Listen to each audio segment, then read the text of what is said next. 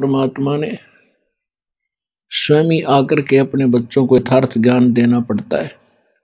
हम ऐसे जालिम लोक में रह रहे हैं, हम ऐसे जालिम स्वामी के लोक में रह रहे हैं जो हमेशा हमें मिसगाइड करता है, हमें दुख के दे सकता, और हम उसको अपना मालिक मानकर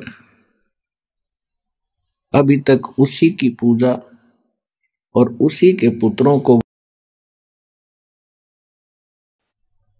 आश्रित रहे, जिस कारण से हमने असंख्य जन्म हो गए यहाँ पर जन्म और मृत्यु के कष्ट को उठाते हुए।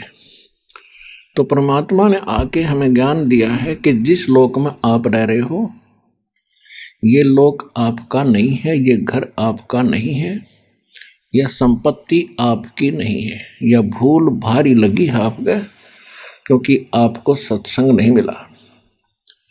उसके विषय बताते हैं कि जब काया तेरी है नहीं या माया कहाँ से हो। जब आपका शरीर आपका नहीं है तो इस माया को चपटा बैठा, बैंक बैलेंस बनाने लग रहा, बड़ी बड़ी कोठी बना कर प्रसन्न हो रहा, कल मृत्यु हो जाएगी, परसों कुत्ता बनकर उसको ठीक है चारों तरफ घूम रहा होगा, कोई अंदर ना जान दे आपने। तो परमात्मा याद दिलाते हैं, भोली आत्मा आज तक तो चलो आपको पता नहीं था, इसका कोई अल्टरनेट नहीं था, अब तो अल्टरनेट पता लग गया कि एक ऐसा स्थान है जहां हम पहले रहा करते थे, हमारी जन्म मृत्यु नहीं होती थी, हम वृद्ध नहीं होते थे, और ऐसा ही हमारा परिवार है वहां पर, जैसा यहां जुड़ गया। आज आपके बेटा बेटी हैं या माँ पहले जानते थे इनको, आपके घर आते गए, ममता मोह बन गई, अपने से लग गए, अपना परिवार बन गया। लेकिन ये तो अपना है नहीं, कल मृत्यु हो जा पूरा परिवार नाश हो जाए 1 मिनट में। ये पीछे केदारनाथ के ऊपर कैसा जुल्म हो गया था, एक के घर के 4-4 सदस्य मर गए, पूरा पूरा परिवार नष्ट हो गया। तो ये अपना है नहीं, लेकिन जब तक आप यहाँ हैं ये ऐसा समझो कि हम एक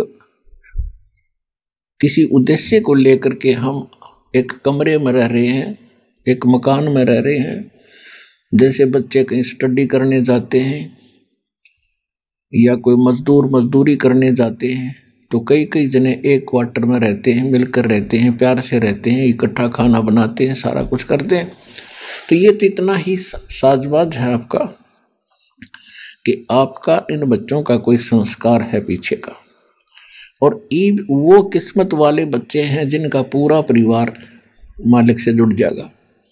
आपके बच्चे सुरक्षित रहेंगे, आजीवन आपके साथ रहेंगे जब तक आपकी मृत्यु नहीं होगी, और मृत्यु के उपरांत फिर सारे के सारे सतलोक चले जाएंगे।